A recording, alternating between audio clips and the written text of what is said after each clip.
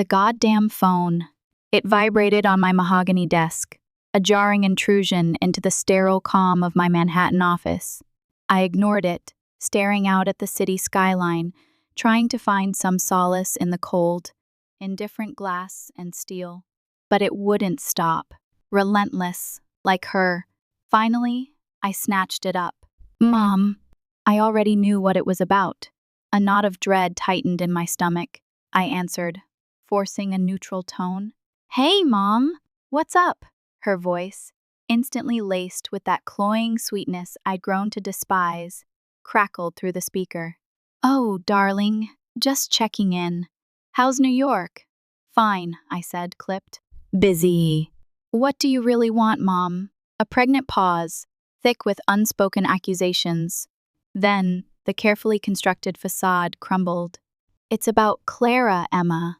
She needs your help, Clara. My sister. The golden child. The one who always got everything without ever lifting a finger. My hand tightened on the phone, knuckles white. What kind of help, Mom? Well, she began, her voice wavering, a prelude to emotional blackmail. She's been having such a difficult time, after the divorce. She needs a fresh start. And you, darling, you're so successful. You have so much. I braced myself. This was it. Get to the point, Mom. The point, delivered with the force of a sledgehammer, shattered my carefully constructed peace. We let Clara move into your Chicago townhouse, Emma. Just for a little while, to get back on her feet. My world tilted. My carefully calculated, painstakingly acquired investment property. The one I'd sweated blood for, the one I'd sacrificed everything for. Given away, without even a goddamn phone call. You what? The words escaped as a strangled whisper. Oh, Emma, don't be like that. She was desperate. You weren't even using it. It's just sitting empty. And you're doing so well in New York. It's just a small thing for you. A small thing? It was everything. It was a symbol. A testament to my hard work, my ambition, my sacrifices. A middle finger to all the people who had doubted me, who had told me I couldn't make it. It's my property, Mom. Mine! I paid for it. I renovated it. I own it. Her voice hardened, revealing the steel beneath the sugary coating. Clara is family, Emma. Family helps family. She needed it. And frankly, you can afford it. It's not like you need the money. The irony was a sharp, bitter taste in my mouth. Where was this family first attitude when I was juggling 3 jobs to pay for college, while Clara was flitting around Europe on her trust fund? Where was the family support when I was skipping meals to save money for my first down payment? How long has she been there, Mom? I asked, my voice dangerously low. Oh, just a few days. She moved in last weekend. Your father gave her the spare key. The one you left with us for emergencies. The emergency key, a symbol of trust, now used to install my deadbeat sister in my hard-earned investment. A wave of nausea washed over me. And when were you planning on telling me? Oh, honey, we were just getting around to it. Clara's so happy there. She's already talking about redecorating, making it her own. Her own. My stomach churned. Redecorating? I echoed, my voice laced with venom. Oh, nothing major. Just a few paint changes. You know how talented she is. Remember that time she wanted to be an interior designer? Oh, I remembered. Just like I remembered the photography phase, the yoga instructor phase, the organic juice bar phase. All expensive, fleeting whims, funded by my parents. Mom, I said, my voice shaking. She can't just, Emma, please. Can't you just do this one thing for your sister? She's family. I closed my eyes, fighting for control. My mind was a whirlwind of anger, resentment, and a chilling sense of betrayal. You're right, Mom, I said, forcing a calm I didn't feel. She is family. Oh, sweetheart, I knew you'd understand. You've always been the sensible one. Yes, Mom, I murmured, opening my laptop, my fingers flying across the keyboard. Sensible. I had to get off the phone. I needed to breathe, to think, to plan. I have to go now, Mom. Client meeting. I hung up, the dial tone a mocking echo in the silent office. I sat back in my chair, staring at the city lights, a dangerous smile playing on my lips. They thought they had gotten away with it. They thought I'd just roll over, like I always did. They thought my success made me an easy target. They were wrong. Dead wrong. I opened the bottom drawer of my desk and pulled out a thick, manila folder labeled Chicago Project. Inside were documents I had prepared with my lawyer months ago, a contingency plan for exactly this kind of family emergency, legal notices, property regulations, and most importantly, the paperwork for the property's new status. The townhouse wasn't just in my name anymore. It was owned by EJM Holdings, LLC, a corporate entity I'd created specifically to protect against my own family.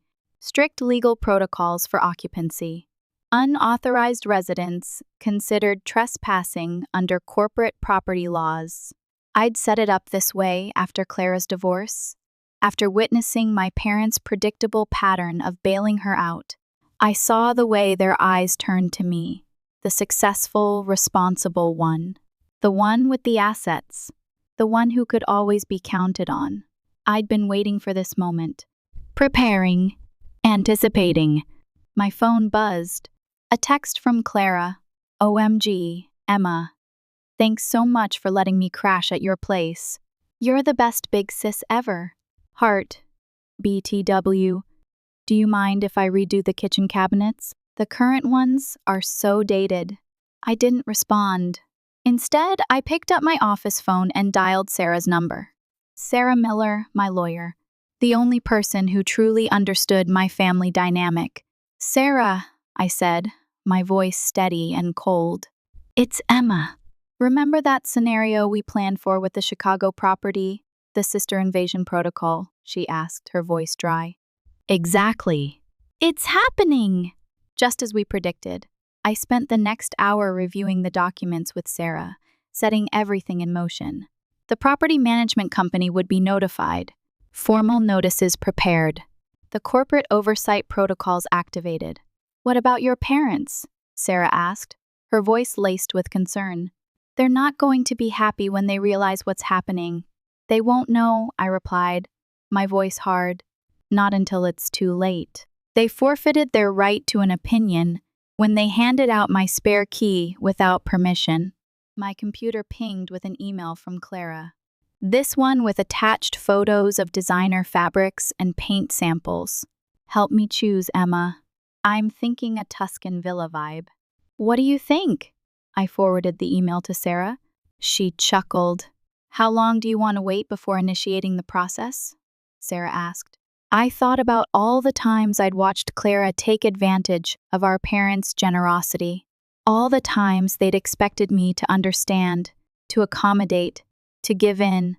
Because family helps family. 6 months, I said, the words cold and precise. 6 months? That's a long time, Emma. A lot of potential damage. Long enough, I said, my voice unwavering. Long enough for them to think they've gotten away with it. Long enough for Clara to really settle in. Long enough for everyone to forget whose property it really is. And then we remind them exactly why you don't take what isn't yours. Even if you're family. Sarah was silent for a moment. All right, Emma. You're the boss. But be prepared for a war. I smiled, a cold, calculating smile. I've been preparing for war my entire life, Sarah. I'm ready. The next few weeks were an exercise in restraint, a slow, agonizing burn. I watched from afar, a silent observer in Clara's increasingly chaotic life. Her social media exploded with pictures of the townhouse, the Bohemian Rhapsody theme she'd chosen for the living room, the vintage chandelier she'd installed in the dining room without permission, of course. The fresh start mantras plastered all over her Instagram feed. Every image, every post, every unauthorized modification was meticulously saved and documented. My phone became a repository of Clara's entitlement, a digital record of her trespasses. My parents called regularly, their voices carefully neutral, dancing around the subject of the house, praising Clara's initiative and energy in fixing up the place, never once mentioning rent, utilities, or the fact that they'd essentially gifted my property away. Clara's doing so much better now, my mother gushed during one call. She's really finding herself. And it's all thanks to you, honey. You're such a good sister. I made non-committal noises while adding another set of unauthorized renovation photos to my documentation file. The folder was getting thick, heavy with evidence. Evidence that would become very important in exactly 5 months and 3 weeks. Though, my mother added hesitantly, a familiar note of manipulation creeping into her voice. She was wondering if you might consider putting the utilities in her name, just to help her establish some credit after the divorce. And maybe, well, she's thinking about getting a dog. The building does allow pets, right? I muted my phone for a moment, a harsh, bitter laugh escaping my lips. They really thought I was that stupid. Actually, Mom, I said, my voice carefully controlled. I need to run. Big meeting? We can talk about this later. That evening, I received an email from my property management company. They documented all changes to the property since Clara's unauthorized occupancy began. Every modification, every violation of the corporate property agreements, all meticulously recorded and dated. They were even more excited about it than I was. My phone buzzed again. Another text from Clara. Hey, sis! Quick question. Is it okay if I list one of the spare rooms on Airbnb? Just to bring in a little extra cash while I'm job hunting. I added the text to my documentation file and checked my calendar. 5 months and 2 weeks to go. This wasn't just about the property anymore. It was about boundaries, respect, and teaching my family that my success didn't make me their personal safety net. Sometimes the kindest thing you can do for family is let them face the consequences of their actions. And in 5 months and 2 weeks, there would be consequences indeed. Consequences they would never forget. 5 months into Clara's fresh start, my property management company sent me their final report. The document detailed everything. Unauthorized renovations totaling over $23,000, multiple building code violations stemming from her amateur improvements, and most damning, evidence of the illegal Airbnb operation she'd been running from my spare rooms. I sat in my office, the sterile environment offering a stark contrast to the fury building inside me. I reviewed the photos and documentation, my jaw clenched. Clara had transformed my carefully renovated investment property into what she called her bohemian dream space. The elegant gray walls were now splashed with garish colors. The high-end appliances I'd installed had been replaced with cheaper models she'd sold online, according to her social media, of course. And the meticulously maintained hardwood floors were now covered in what she termed artistic epoxy designs. My phone buzzed. Yet another text from her. Emma, you'll never believe how amazing the house looks now. I'm thinking of starting a home renovation blog. Maybe this could be my new career. D. I added the message to my documentation file, a cold smile twisting my lips. 2 weeks. 2 weeks until the corporate audit I'd scheduled. 2 weeks until my family learned exactly what happens when you mistake kindness for weakness. Are you sure about this timing, Emma? Sarah asked during our final review meeting. Your sister's birthday party is the day after the audit notices go out. That's pretty brutal, I smiled, remembering the invitation I'd received. Clara was planning a huge housewarming/birthday celebration at my property. 50 guests, caterers, a live band, all funded by my parents, no doubt. The timing is perfect, I replied, my voice devoid of emotion. Let them celebrate. Let them really showcase everything they've done to my property. Then, we'll show them exactly who owns this house. And it's not just me anymore. The day before the audit, my mother called, her voice laced with a mixture of excitement and anxiety. Emma, honey, you're coming to Clara's party tomorrow, right? She's put so much work into the house. Everyone's dying to see what she's done with the place. Actually, Mom, I have some business in Chicago tomorrow, I said, my voice carefully neutral. I'll stop by. Oh, wonderful. Clara will be so happy. She keeps saying she wishes you were around more to see how she's transformed your old investment property into a real home. My old investment property. As if I'd abandoned it. As if Clara was doing me a favor by claiming it. By the way, my mother added, a dangerous edge creeping into her voice. Your father and I have been thinking, since Clara's done so much to improve the place, maybe we should discuss transferring the deed to her. You're doing so well in New York, and this would really help her establish herself. I gripped my phone tighter, my knuckles white. They really were going to try and pull this. We can discuss everything tomorrow, Mom, I said, forcing a calm I didn't feel. That night, I boarded a flight to Chicago, my briefcase heavy with the instruments of justice. Multiple copies of the corporate audit findings, legal notices, documentation of every unauthorized change and violation, police reports from neighbors complaining about Clara's Airbnb guests, proof of her online income from renting out rooms in a property she didn't own. The morning of Clara's party, I arrived at the property early, my heart pounding a cold, furious rhythm against my ribs. The official corporate inspection, the moment of truth. The property management team and my lawyer were already there, along with a licensed contractor to assess the unpermitted renovations. The building code violations alone were staggering. The electrical work in the kitchen isn't up to code, the contractor whistled, reviewing the changes. The epoxy floors weren't properly sealed. And don't even get me started on the load-bearing wall she removed to open up the space. I documented everything, my rage simmering just below the surface. I checked my watch. 3 hours until the party. Right on cue, my phone buzzed. A message from Clara. Where are you? The caterers are here, and I need help setting up. Def need to show you what I did with your old home office. Meditation room with a water feature. I forwarded the message to my lawyer, who added it to our growing file of evidence. The notices are ready, she confirmed, her voice calm and professional. Would you like us to serve them during or after the party? I thought about my mother's casual suggestion of transferring the deed, about Clara's entitled alterations to my property, about 6 months of watching them take advantage of my success. During, I decided, my voice cold and hard.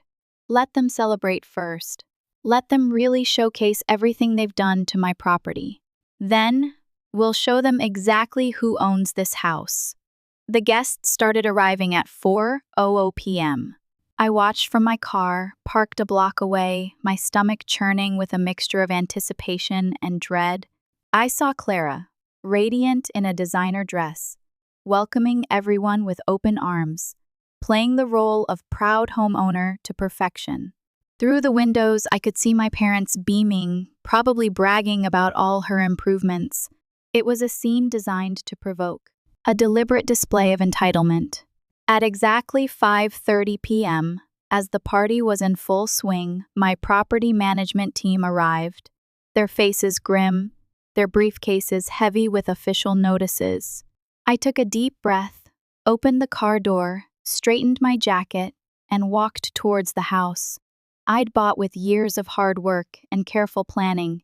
It was time to remind my family that sometimes the most expensive lessons are the ones you thought would be free.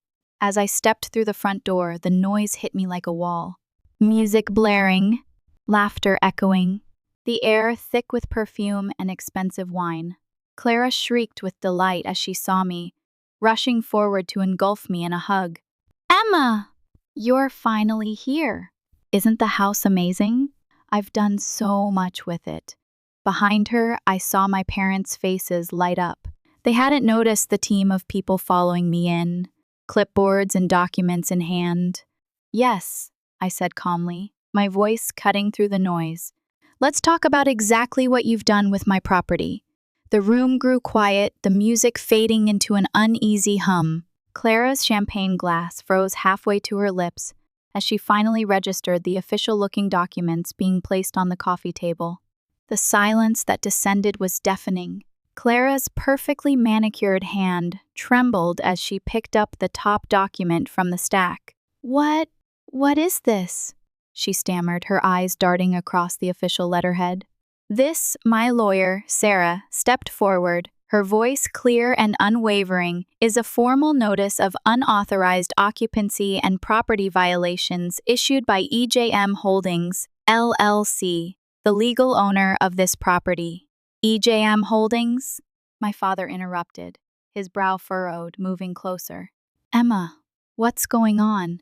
I maintained my composed demeanor, though a flicker of satisfaction danced in my eyes as I watched the blood drain from Clara's face. Party guests started whispering among themselves, their initial excitement replaced with awkward curiosity. EJM Holdings is my corporate entity, Dad, I explained, my voice even. The property was transferred to it 6 months ago, right around the time you gave Clara my emergency key. My mother's face paled, her carefully constructed composure beginning to crumble. But that's just a technicality, right? This is still your house. No, Mom, I said, my voice cold and precise. This is a corporate property, subject to corporate rules and regulations. Rules that have been repeatedly violated over the past 6 months. Clara's boyfriend, a self-proclaimed real estate investor she'd met at a yoga retreat, tried to interject, his voice laced with condescension. Hey, come on, this is family stuff. You can't be serious with all this corporate mumbo-jumbo. Sarah pulled out another document, her expression unwavering. Actually, we're very serious. We have documented evidence of multiple building code violations, unauthorized structural changes, and, most concerningly, illegal subletting through Airbnb. The crowd grew quieter, their whispers turning to hushed murmurs. Clara's champagne glass slipped from her hand, shattering on the epoxy-covered floor she'd been so proud of. Those were just temporary guests, she protested, her voice rising in hysteria. Friends staying over. Friends who paid $200 per night through your Airbnb listing? I asked quietly, pulling up screenshots on my phone. The one where you advertised this corporate property as your own? My father stepped forward, his face reddening. Now listen here, Emma. Your sister needed help. We were just what, Dad? Just giving away property that wasn't yours? Just allowing unauthorized renovations that have compromised the building's structural integrity? Just looking the other way while Clara ran an illegal rental business? The contractor, who'd inspected the property earlier, stepped forward, his voice professional and matter-of-fact. Ma'am, would you like me to detail the code violations we found?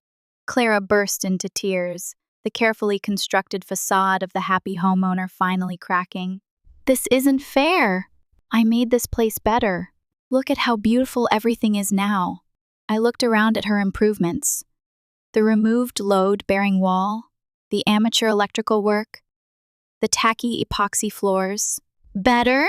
You've created thousands of dollars in damage and violations that will need to be corrected. Thousands? My mother whispered, her face a mask of disbelief. Sarah nodded, her voice firm. The initial estimate for bringing the property back to code is approximately $45,000. And that's before we address the illegal rental income. My father's face went from red to purple, his anger reaching a boiling point. This is ridiculous. You can't do this to your own sister. Actually, I can, I said, my voice as cold as ice. And I'm not doing anything. These are simply the consequences of her actions. Actions you enabled. The property manager stepped forward with more papers, his expression impassive. We have documentation of every unauthorized change, every violation, and every illegal rental transaction. We also have evidence of the original fixtures and appliances being sold online. Clara's tears turned to anger, her face contorted with resentment. Those ugly appliances? I replaced them with better ones. Those ugly appliances were commercial grade and worth over $15,000, I replied, calmly, my voice devoid of emotion. appliances you had no right to sell. My mother grabbed my arm, her grip tight, her eyes pleading, "Emma, please. We can work this out as a family. There's no need for all this legal nonsense." I gently removed her hand, my gaze unwavering. "That's where you're wrong, Mom. This stopped being a family matter the moment you and Dad decided to give away property that wasn't yours. The moment Clara decided to treat my investment as her personal renovation project. But I needed a fresh start," Clara wailed, her voice shrill and desperate. "After the divorce. Your fresh start doesn't entitle you to my property." I cut her off, my voice hard. "Your divorce doesn't give you the right to make unauthorized changes, sell things that aren't yours, or run an illegal rental business." The guests were quietly filing out, their faces a mixture of embarrassment and schadenfreude, leaving behind half-empty glasses and plates of untouched food. Clara's boyfriend had mysteriously disappeared along with most of her so-called friends. Sarah cleared her throat, drawing the remaining attention back to her. "According to our documentation, Miss Clara Harrison has earned approximately $22,000 through unauthorized short-term rentals of corporate property. This income, along with the proceeds from selling corporate assets, will need to be repaid." Clara collapsed onto her vintage-inspired sofa, her face buried in her hands. "I don't have that kind of money. I spent it on improving this place." "Improving?" I laughed softly, a sound devoid of humor. "You mean damaging. Every change you made without permission, every structural alteration without permits, every violation of building code. It's all documented. And it all has to be fixed." My father tried one last time, his voice pleading, tinged with desperation. "Emma, be reasonable. What do you expect your sister to do? Where is she supposed to go?" I met his gaze steadily, my expression unwavering. "That's not my problem, Dad. Just like it wasn't my property to give away." I turned to Sarah, my voice professional and detached. "Miss Harrison has exactly 30 days to vacate the premises and begin repayment of damages and illegal rental income." 30 days? My mother gasped, her face pale with shock. "But all her things are here. She's built a life here. She built a life on stolen property," Sarah interjected, her voice firm. "The 30 days is a courtesy. Given the extent of the violations, we could demand immediate evacuation." Clara jumped up, her eyes wild with panic. "You can't do this." "Mom! Dad! Tell her she can't do this." I watched my parents exchange helpless glances, a slow realization dawning on their faces.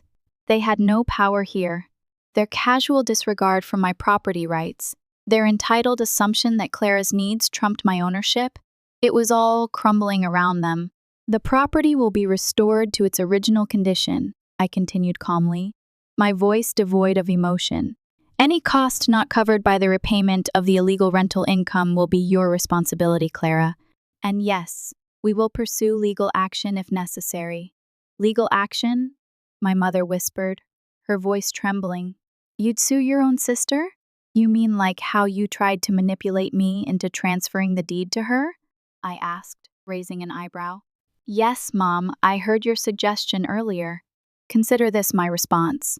The property manager handed out final copies of the notices, his expression impassive. "All communication regarding this matter should now go through our legal department. Any attempts to further modify the property or continue unauthorized rentals will result in immediate legal action." I turned to leave, then paused, a cold smile playing on my lips. "Oh, and Clara? Happy birthday! Consider this your wake-up call.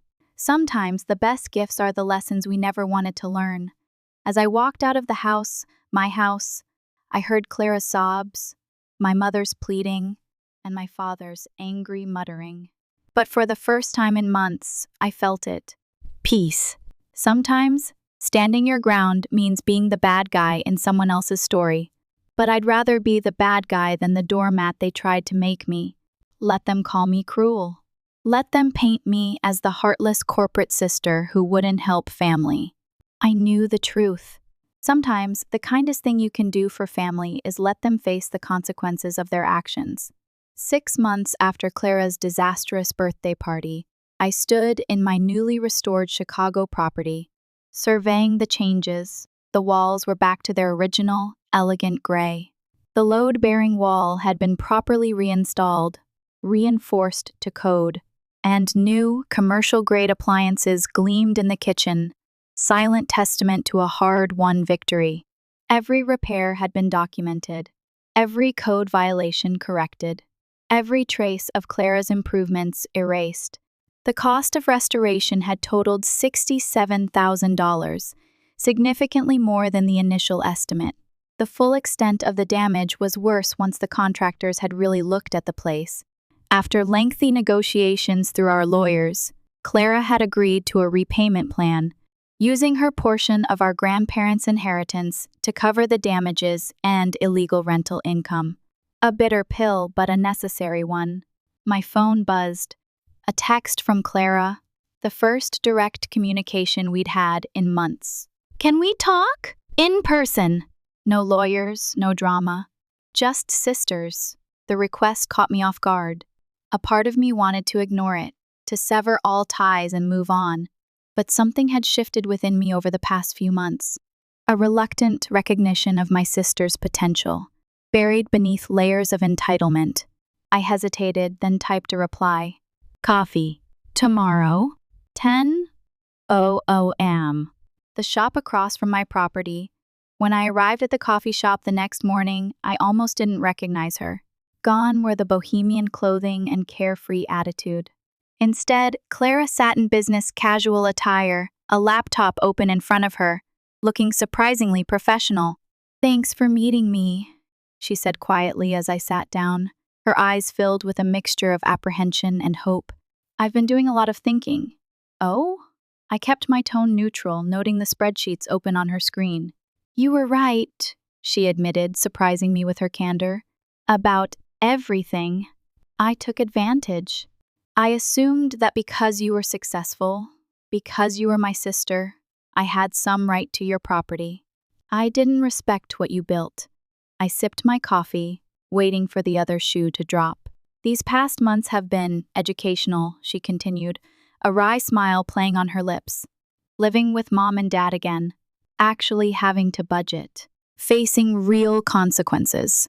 She laughed softly, a genuine, self-deprecating laugh. "Turns out, I'm not as helpless as everyone thought." She turned her laptop toward me. On the screen was a detailed business plan for a legitimate home staging company. "Remember how I used to talk about interior design? Well, I'm actually doing it properly this time. Taking courses, getting certified, building a real business plan. No shortcuts, no handouts." "And the funding?"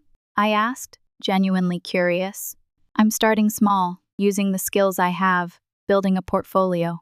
Once I've proven myself, I'll apply for a proper business loan. No more relying on family money. Or," she hesitated, her voice dropping to a whisper, "or taking what isn't mine." For the first time in years, I saw my sister. Really saw her. Not the entitled woman who had taken over my property, but the person she could be when she actually tried, when she was forced to take responsibility for her actions. "Mom and Dad aren't happy," she admitted, breaking the silence. "They wanted me to fight the repayment plan, to guilt you into backing down. But I wouldn't. I needed this wake-up call. And we all did." She pulled out a check, her hand trembling slightly. "This is the first installment. I know it's going through the lawyers officially, but I wanted to hand you one in person, to show you I mean it." I looked at the check, then back at my sister, her eyes earnest and pleading. "Keep it," I said, surprising both of us. Her eyes widened, confusion clouding her face. "But the repayment plan still stands," I clarified, my voice firm. "But this one payment, consider it an investment in your future. A legitimate one, this time." Tears welled in her eyes, but these weren't the manipulative tears I was used to. These were tears of gratitude, of remorse, of something that looked a lot like respect. "I'm so sorry, Emma," she whispered, her voice choked with emotion. For everything. I know, I said softly, offering her a small, hesitant smile. Let's just start from here. We sat in comfortable silence for a moment before she spoke again, her voice subdued. Dad's selling his boat to help cover the repairs. He said it's the least he can do since he gave away your key. And Mom? I asked. My curiosity piqued. Clara smiled, a genuine, hopeful smile. Mom's actually talking to a therapist about her enabling tendencies.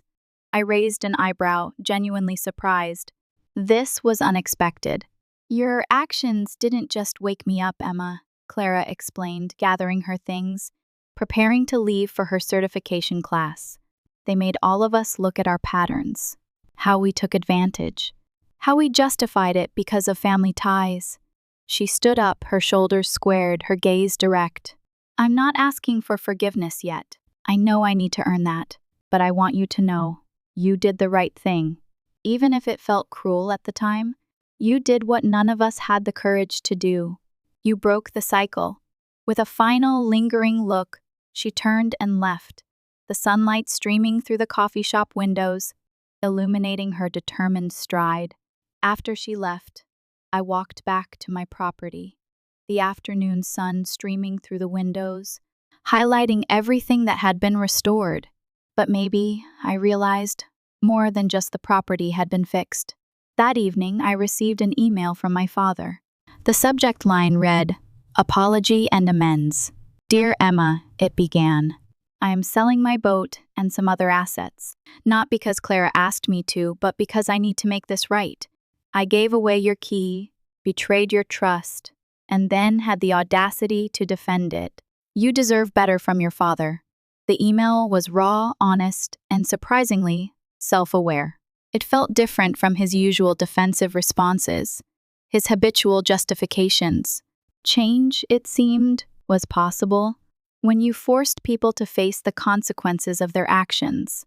The next day, my property manager sent over the final restoration photos, a digital record of the transformation from bohemian nightmare to elegant townhouse.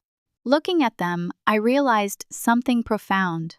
This hadn't just been about protecting my investment. It had been about establishing boundaries, demanding respect, and making the hard choice to prioritize justice over temporary peace. The property was mine again. Truly mine. Not just in title, but in spirit. But more importantly, my family was finally learning to respect not just my ownership, but my right to stand up for myself. To say no. To prioritize my own well-being. Sometimes the biggest gift you can give your family is the opportunity to grow up, even if that opportunity comes wrapped in legal notices and hard lessons. Standing in my restored property, the sunlight warming my face, I smiled.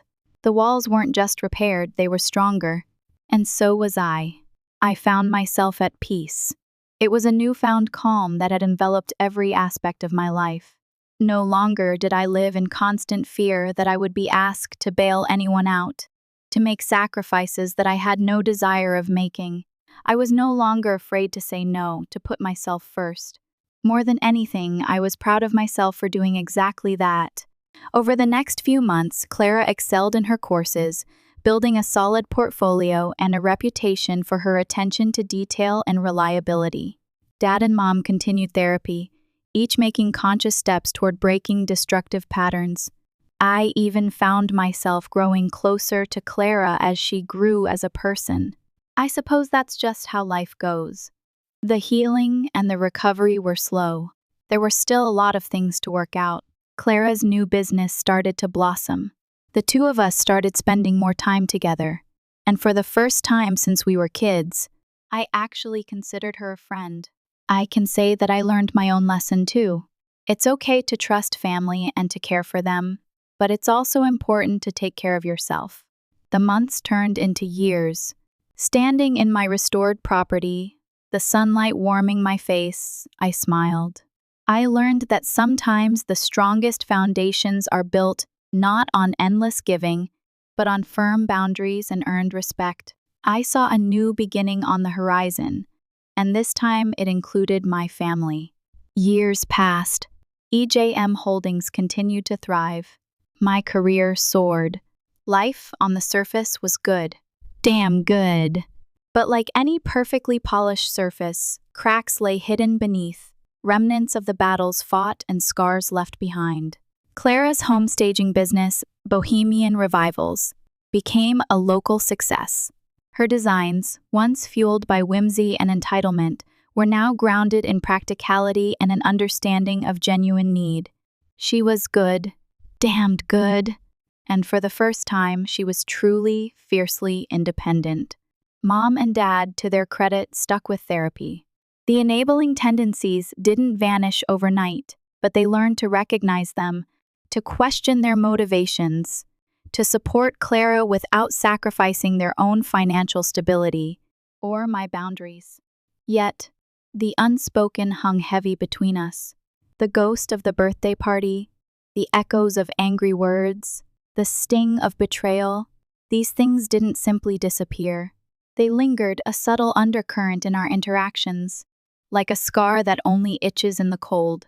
During family dinners, there were moments when I'd catch Dad staring at me, a flicker of guilt in his eyes, or Mom's voice would tremble slightly when she thanked me for being so understanding. It was never explicitly stated, but the silent apology was always there. It was clear that they knew it was their fault, and that I was the bigger person for having done everything in my power to help. They were grateful, and as time went on, that gratitude grew stronger. And Clara, she tried. God, she tried. Constant apologies.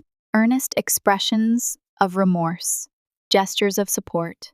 I appreciated the effort, I truly did. But trust, once broken, is a fragile thing. It takes time, patience, and unwavering consistency to rebuild. And even then, the cracks never fully disappear. There were nights when I'd lie awake, staring at the ceiling, replaying the events in my head, wondering if I'd been too harsh, if I could have handled things differently. If there was a way to undo the pain, to erase the anger, to rewind time and start over. But time, as they say, marches on. And all we can do is learn from the past, acknowledge the present, and hope for a better future. One evening, Clara called, her voice hesitant.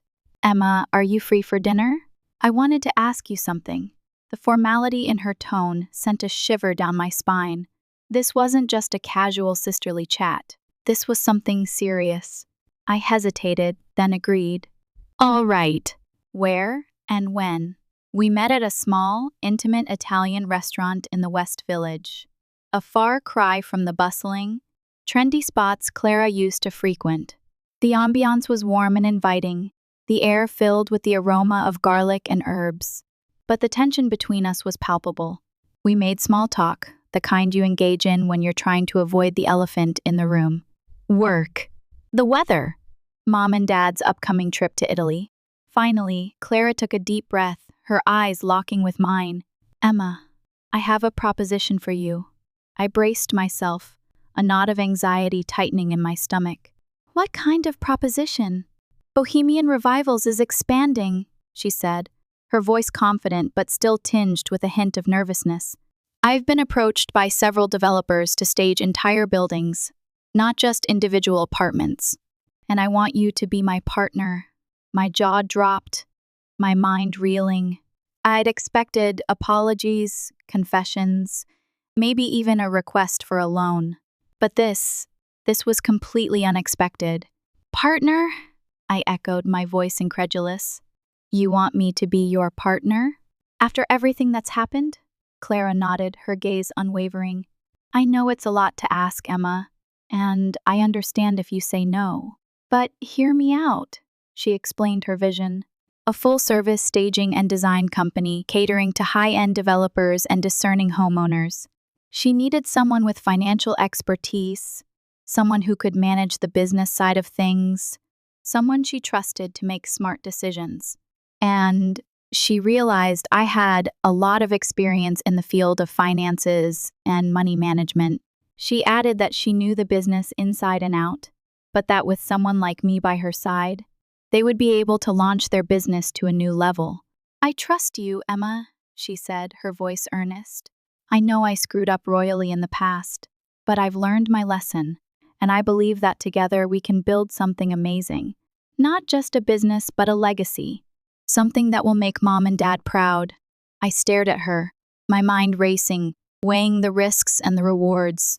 A partnership with Clara, it was a gamble, a leap of faith, a chance to finally put the past behind us, to build something positive from the ashes of resentment and betrayal. But it was also an opportunity to use my skills and experience to help my sister succeed, to create a family business built not on entitlement and handouts, but on hard work, mutual respect, and shared ambition. I don't know, Clara, I said, my voice hesitant. It's a big decision. I need time to think about it. Clara nodded, her eyes filled with understanding. Of course! Take all the time you need. But please consider it. I truly believe that we can do this, together. The following weeks were a whirlwind of introspection and analysis. I consulted with Sarah, who, predictably, advised caution. I pored over Clara's business plan, scrutinizing every detail, weighing the potential risks and rewards. But ultimately, the decision came down to something far more profound than spreadsheets and legal advice. It came down to my relationship with Clara, to my desire for a deeper connection, to my willingness to forgive and move forward. It was a risk, no doubt. But life, I realized, is all about taking risks. And sometimes, the greatest rewards come from the most unlikely places. One sunny afternoon, I called Clara. Let's do it, I said, my voice filled with a newfound sense of excitement. I'm in. Clara shrieked with delight, her voice bubbling with enthusiasm. Oh, Emma, this is amazing. You won't regret this. I promise. Bohemian Revivals 2.0, as we jokingly called it, was a resounding success. Clara's design skills, combined with my financial acumen, proved to be a formidable combination. We landed lucrative contracts, built a stellar reputation, and expanded our operations beyond Chicago, opening offices in New York and Los Angeles. We worked hard, but we also made time for each other. We traveled together, laughed together, and even cried together. We shared our triumphs and our failures, our hopes and our fears. The past wasn't forgotten, but it was transformed. It became a reminder of how far we'd come, of the challenges we'd overcome, of the strength we'd found in each other. And Mom and Dad? They were overjoyed, proud not just of our success, but of our ability to forgive, to rebuild, to create a lasting bond. During one family dinner, Dad raised his glass, a warm smile on his face. To Emma and Clara, he said, his voice filled with emotion. The best damn daughters a parent could ask for. Years later, I stood on the balcony of our newly renovated office building in downtown Chicago, gazing out at the cityscape. The sun was setting, casting a golden glow over the buildings below. Beside me stood Clara, her arm linked through mine. We were no longer just sisters, but partners, confidantes, and friends. Remember that birthday party? She said softly, her voice tinged with a hint of amusement. I laughed, the sound echoing through the night air. How could I forget? I hated you that day, she admitted, her gaze locking with mine. I thought you were the most heartless person in the world. I thought you were the most entitled, I retorted, a playful smile tugging at my lips. We were both right, she said, her voice filled with honesty.